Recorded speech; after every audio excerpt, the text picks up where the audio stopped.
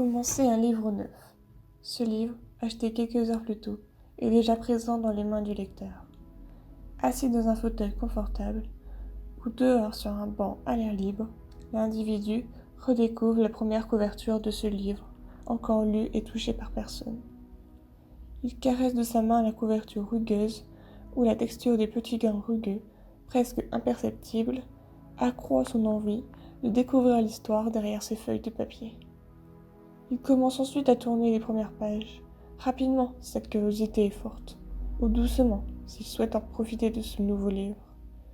L'empressement de découvrir l'histoire l'envahit, de plus en plus, et le temps qui lui sépare des premiers mots est inévitablement et irrésistiblement long, que sa patience commence à lui faire défaut.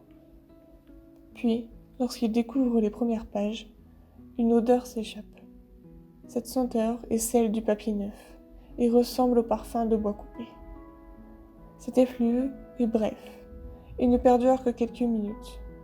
C'est pourquoi, à l'ouverture du livre, il faut savourer la senteur des pages, encore bien présente, mais qui s'évanouit avec le temps. C'est alors que le lecteur arrive au moment tant attendu, les premiers mots de l'histoire. Son regard est émerveillé, et son attention est au plus haut point. L'excitation de commencer ce livre va bientôt être assouvie. Il peut ainsi se plonger dans les premiers mots de l'histoire.